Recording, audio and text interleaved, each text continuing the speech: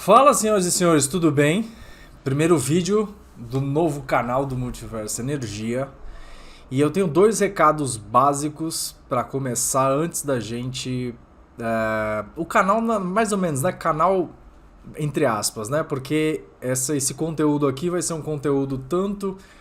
Alguns deles, né? E esse é um desses casos, vai ser um conteúdo tanto para Spotify quanto para o YouTube, né? Então vídeo e áudio.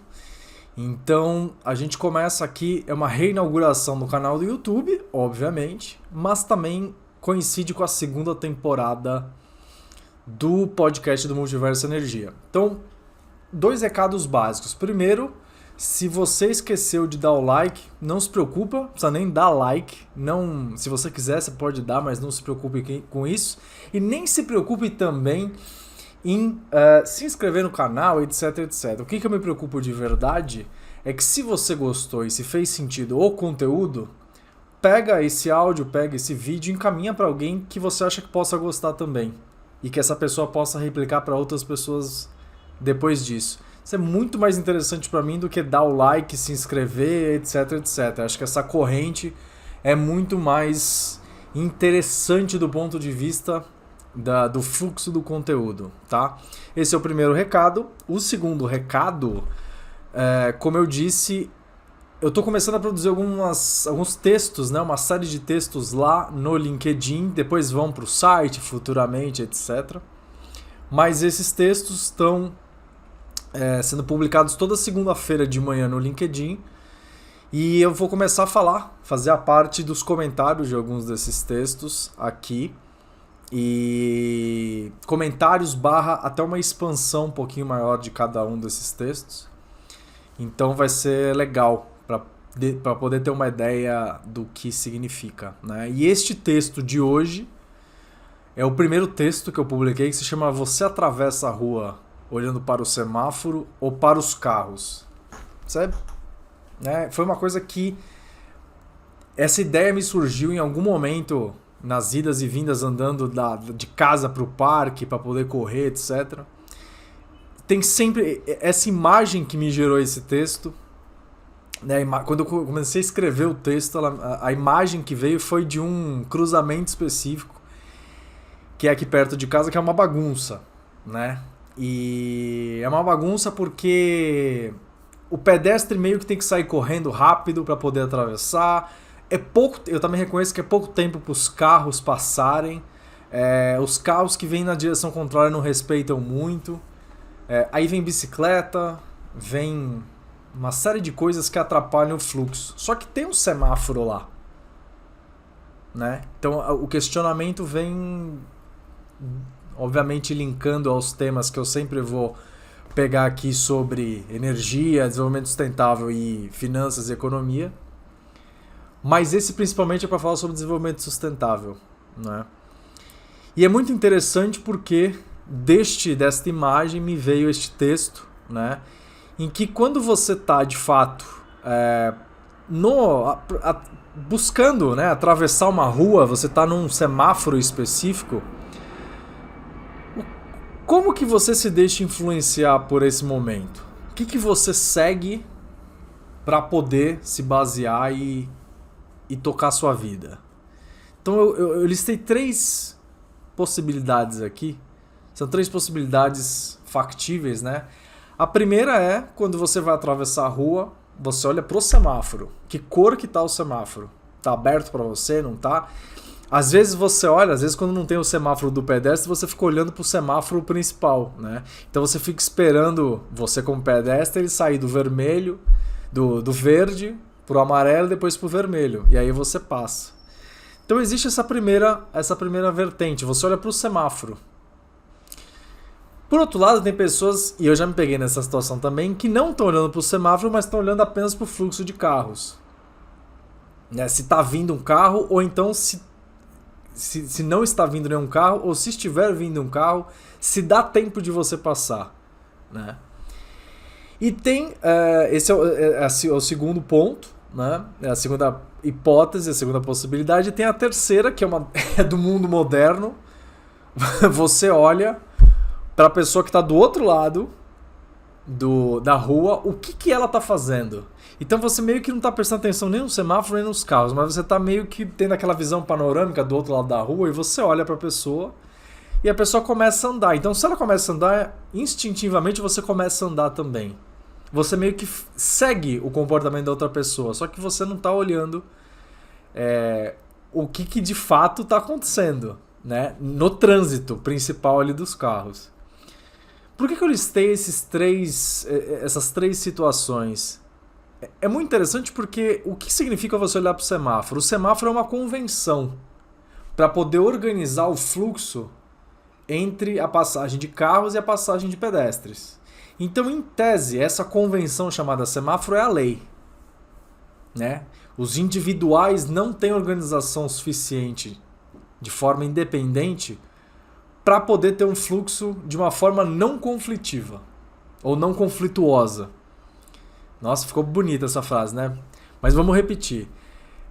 Os agentes naquele fluxo de movimentação, seja as pessoas, os automóveis, eles por si só não conseguem se organizar, porque se cada um seguir a sua conveniência, vai dar problema. Então existe o semáforo. Então se você olha o semáforo, você está preocupado com a lei, com a conveniência, com a ordem. Quando você olha para os carros, você está olhando muito mais o mundo prático, porque pensa só, se a outra parte que é contraditória à tua vontade, né? Então se você é pedestre, a parte que está gerando conflito com você é o fluxo dos carros. Se não vem carros, para que precisa da convenção chamada semáforo? Todo mundo já passou por isso, todo mundo já atravessou um semáforo que estava aberto para os carros, mas que não vinha carro nenhum, ou não vinha nem de longe, a perspectiva de nenhum carro passando. Então você toma uma atitude de olhar para o fluxo de carros, né? E esse olhar para o fluxo de carros configura você olhar para o mundo prático. O que está acontecendo? Será que vai dar conflito? Será que eu vou ter problema? Né? E a terceira hipótese é de seguir a outra pessoa do outro lado, é você estar seguindo o efeito manada, né? O que os outros estão fazendo, eu estou fazendo também. O famoso efeito manada.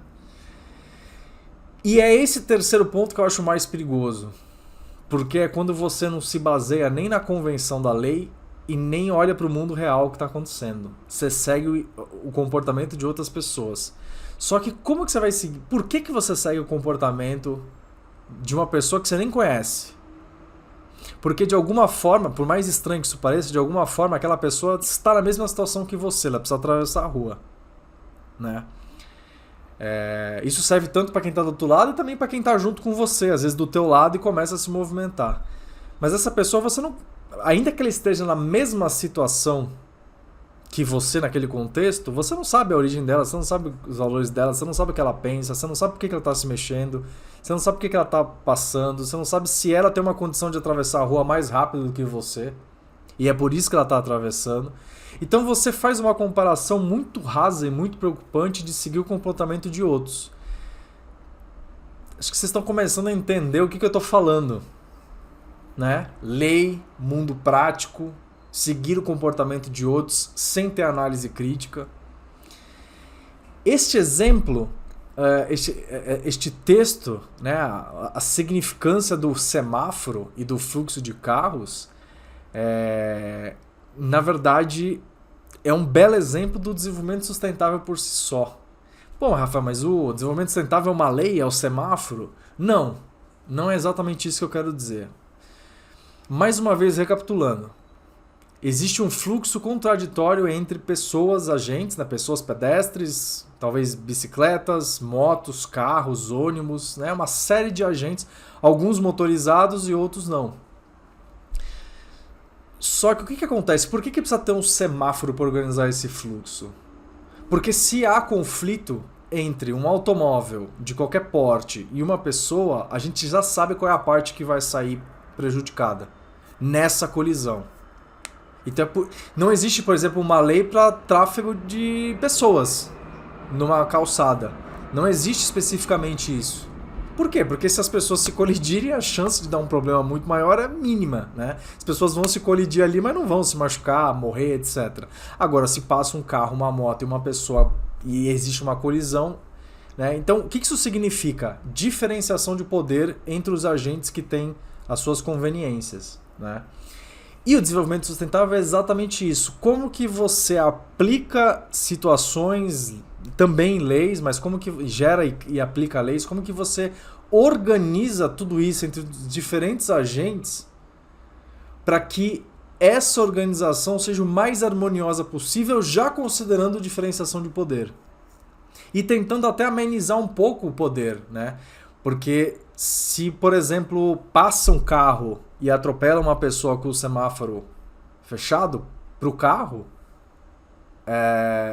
existe uma lei, ou deveria existir uma lei a ser aplicada de uma forma muito rigorosa, né? Porque a chance, a possibilidade de causar um dano ao pedestre é muito grande, né? Então, a lei, a convenção considera a diferenciação de poder. O desenvolvimento sustentável, ele vai indo um pouco mais além. Aqui é um começo da explicação do que é o desenvolvimento sustentável. Porque o desenvolvimento sustentável também, a ideia, né, o paradigma também trata sobre você amenizar essas questões de poder. Aqui, como não é possível, né, na situação ali, o poder entre a colisão entre um carro e um pedestre, porque a gente sabe quem vai sofrer se tiver essa colisão, a gente precisa de leis, né, que organizem isso. Mas aí uma coisa que vai um pouco caminhando para o desenvolvimento sustentável, pode começar a virar uma viagem, mas é super interessante, é o seguinte: o desenvolvimento sustentável ele não consegue amenizar o fluxo, as possibilidades de colisão, né?